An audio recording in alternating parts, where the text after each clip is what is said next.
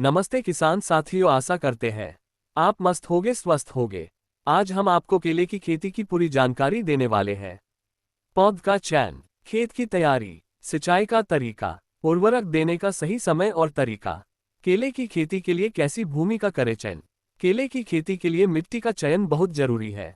इसके लिए पोषक तत्वों से युक्त भूमि का चयन किया जाना चाहिए। भूमि की जांच अवश्य करवा लेनी चाहिए ताकि भूमि में जिन पोषक तत्वों की कमी है उससे पूरा किया जा सके, जिससे केले का बेहतर उत्पादन प्राप्त किया जा सके। अब बात करें इसकी खेती के लिए उपयुक्त भूमि की, तो इसकी खेती के लिए चिकनी बलुई मिट्टी उपयुक्त मानी जाती है।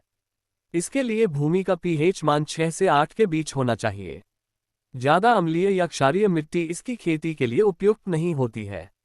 वहीं खेत में जलभराव की समस्या नहीं होनी चाहिए। यदि ऐसा है तो खेत में पानी निकासी की व्यवस्था जरूरी होनी चाहिए। वहीं खेत का चुनाव करते समय इस बात का भी ध्यान रखें कि हवा का आवागमन बेहतर हो। केले के लिए कैसी होनी चाहिए जलवायु। केला मूलतः एक उष्णकटिबंधीय फसल है। इसकी खेती के लिए 13 डिग्री से -38 डिग्री सेंटीग्रेड तापमान अच्छा रहता है।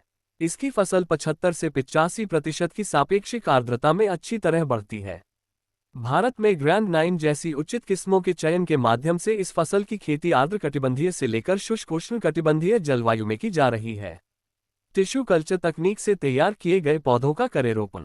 टिश्यू कल्चर से तैयार पौधों में 8 से 9 महीने बाद फूल आना शुरू होता है और 1 साल में फसल तैयार हो जाती है। इसलिए समय को बचाने के लिए और जल्दी आमदनी लेने के लिए टिश्यू कल्चर से तैयार पौधे को ही लगाने चाहिए। ग्रेन्ड नेम किस्म यानी टिश्यू कल्चर तकनीक से तैयार पौधे 300 सेंटीमीटर से ज्यादा लंबे होते हैं। इस किस्म के केले मुड़े हुए होते हैं। टिश्यू कल्चर से तैयार पौधे की फसल करीब 1 साल में तैयार हो जाती है। टिश्यू कल्चर पद्धति की सबसे बड़ी खासियत यह है कि इस विधि से तैयार पौधे की खेती पूरे साल की जा सकती है। हालांकि इसकी फसल को अत्यधिक ठंडे और गर्म तापमान से बचाना जरूरी होता है। केले की खेती के लिए कैसे करें खेत की तैयारी। केला रोपने से पहले ढेंचा, लोबिया जैसी हरी खाद की फसल उगाई जानी चाहिए एवं उसे जमीन में गाड़ देना चाहिए। ये मिट्टी के लिए खाद का काम करती है। अब केले की खेती के लिए खेत तैयार करने के लिए जमीन को 2 से 4 बार जोतकर समतल कर लेना चाहिए। मिट्टी के ढेलों को तोड़ने के लिए रोटावेटर या हैरो का उपयोग करें तथा मिट्टी को उचित ढलाव दें।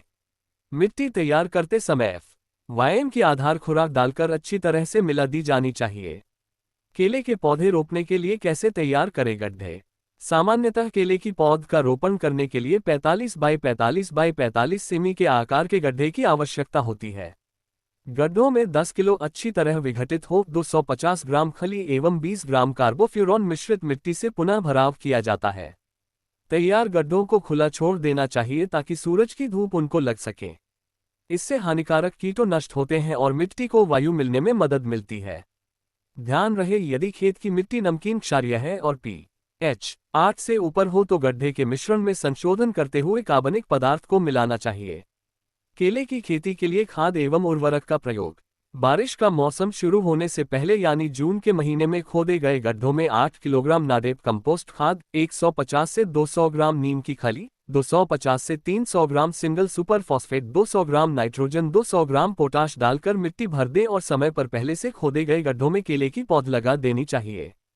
इसके लिए हमेशा सेहतमंद पौधों का चुनाव करना चाहिए। केले की पौध की रोपाई का समय।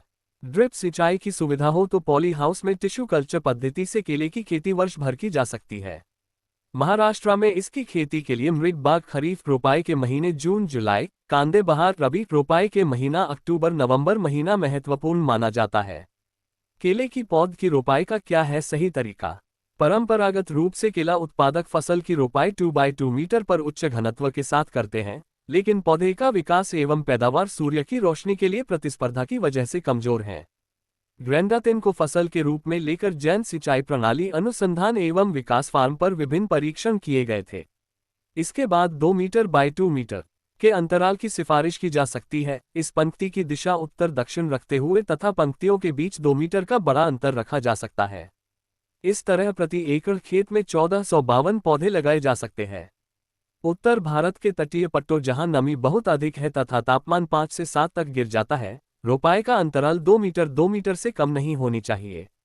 वहीं रोपाई करते समय केले पौधे की जड़ीय गेंद को छेड़े बगैर उससे पॉलीबैग को अलग किया जाता है तथा उसके बाद 6 तने को भूस्तर से 2 सेंटीमीटर नीचे रखते हुए पौधों को गड्ढों में रोपा जा सकता है। गहरे रोपण से बचना चाहिए। ड्रिप सिंचाई का करें उपयोग। केले के जल की आवश्यकता गणना कर 2000 मिलीमीटर प्रतिवर्ष निकाली गई है। ड्रिप सिंचाई एवं मल्चिंग तकनीक से जल के उपयोग की दक्षता में बेहतरी की रिपोर्ट है। ड्रिप के जरिए जल की 56% बचत एवं पैदावार में 23 से 32% वृद्धि होती है। पौधों की सिंचाई रोपने के तुरंत बाद करें। पर्याप्त पानी दें एवं खेत की क्षमता बनाए रखें। आवश्यकता से अधिक सिंचाई से मिट्टी के छिद्रों से हवा निकल जाएगी, फलस्वरूप जड़ के हिस्से में अवरोध उत्पन्न होकर पौधे की स्थापना और विकास प्रभावित होंगे। इसलिए केले के लिए ड्रिप पद्धति उचित जल प्रबंधन के लिए जरूरी है। केले की खेती में निराई गुड़ाई की आवश्यकता। केले की खेती में नियमित रूप से निंदाई जरूरी होती है। 5 माह बाद प्रत्येक 2 माह में निंदाई गुड़ाई के बाद पौधों में मिट्टी चढ़ाने का कार्य किया जाता है। खरपतवार नियंत्रण हेतु खरपतवार नाशक जैसे ग्लाइसेल, पैराक्वाट आदि का उपयोग किया जा सकता है। प्रत्येक गुड़ाई के बाद मिट्टी चढ़ाने का कार्य किया जाना चाहिए।